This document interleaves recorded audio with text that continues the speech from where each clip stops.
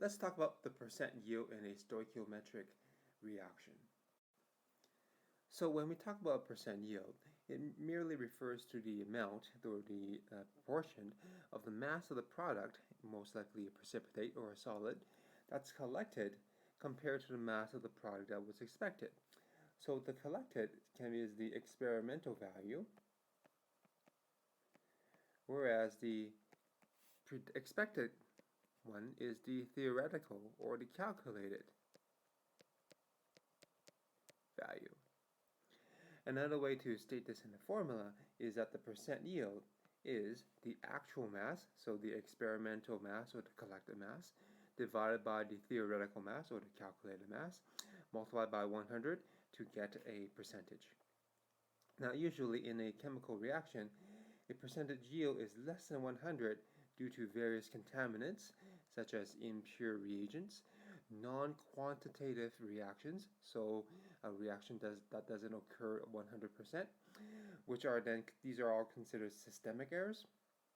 And then other human errors could be inaccurate measurements, perhaps not using the balance properly, or even spilling some of the chemical reagents during the reaction.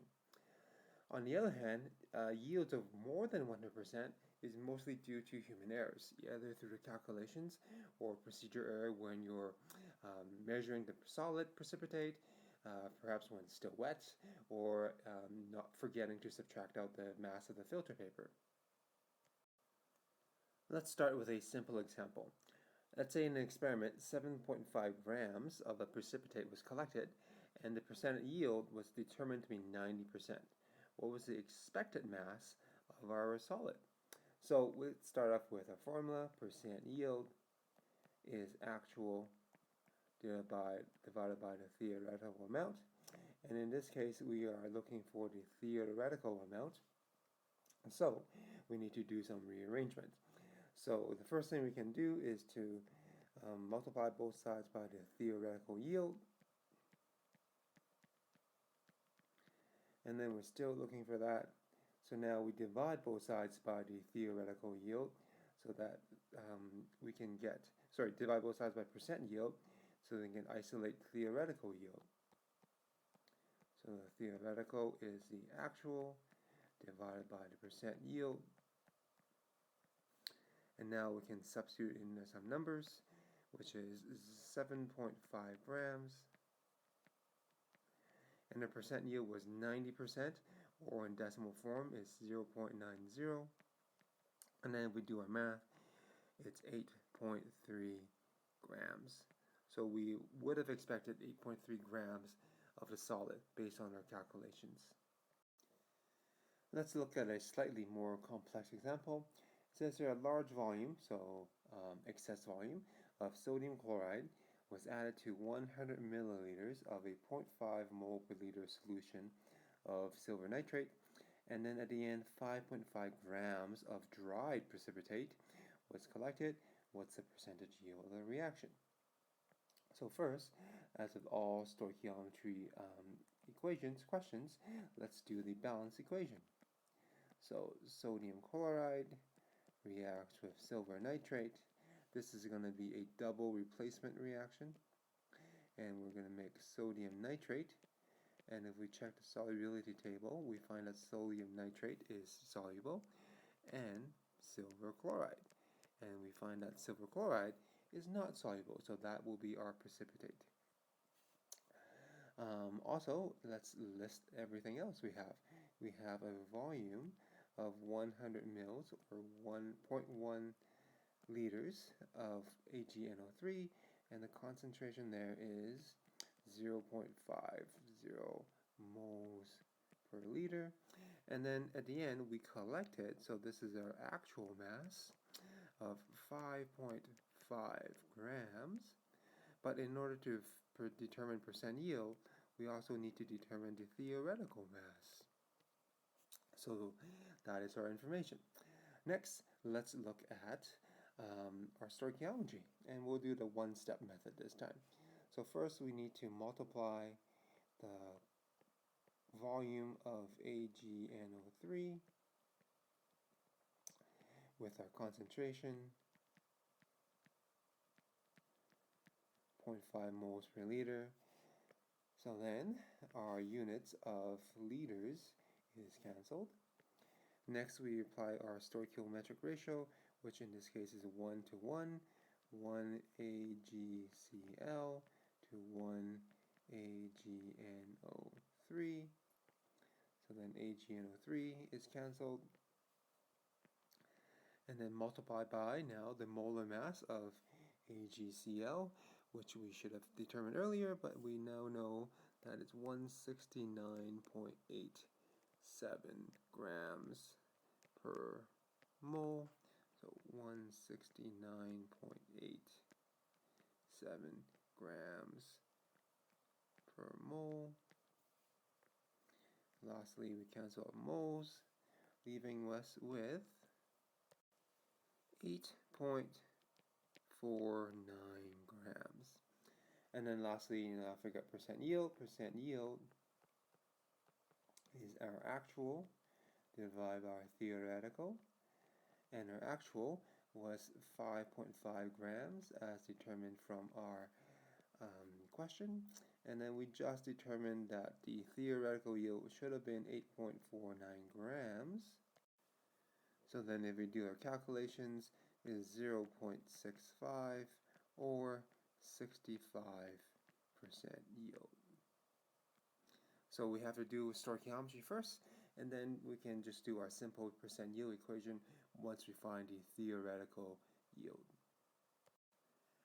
Let's finish the video with a slightly more complex example. In this one here it says molten sodium chloride, so hot liquid form of sodium chloride, is turned into sodium metal and chlorine gas. If the percent yield is 90% and you want to make 1.5 kilogram of sodium metal, so that is our actual amount that we need, what mass of sodium chloride must be used first? So let's begin with our balance equation. So sodium chloride, which is in a liquid form, decomposes into sodium metal and chlorine gas. To balance equation, we need to put a 2 here and a 2 here. We also know we want, right, so our actual mass here is 1.5 kilograms. That also means we need to find a theoretical mass of some sort. And we also need to know, we want to know how much sodium chloride do we need to start off with. And the molar mass of sodium chloride is 58.44 grams per mole. And the molar mass of sodium metal is 22.99 grams per mole. So in order to find our theoretical mass here of sodium metal, right, we need to do our percent yield reaction or equation. So percent yield is our actual divided by our theoretical, and we're still looking for the theoretical amount here. And just like our first example, right, we need to do some rearrangement. But once we do our rearrangement, we see that the theoretical is actual divided by percent yield, which is 1.5 kilograms divided by 90% or 0.90. So our theoretical yield is 1.67 kilograms. Now that we have that, we can go on to find we can do stoichiometry to find how much sodium chloride we need. So we have 1.67 kilograms of sodium metal, and we know that 1 mole of sodium metal has a mass of 22.99 grams. And then we know our Storch ratio here is 2 NaCl to 2 sodium. Let's do some canceling. Grams is gone, and we should have written in here Na so that we can cancel out the Na. So now we have kilomoles of sodium chloride, and then multiplied by, let's see here, molar mass of sodium chloride, 58.44 grams for 1 mole. And lastly, we cancel out moles with moles, and then if we do our math, we have 4.24 digits, and then the units that are left is kilograms of NaCl. So it's kilograms of NaCl. So this example is a little bit more complex in that we have to find the theoretical yield first and then do stoichiometry instead of doing stoichiometry and then do theoretical yield. But that's okay because we can use these tools in any order that we wish. So give your practice problems a try and ask your teachers if you have any questions. Good luck.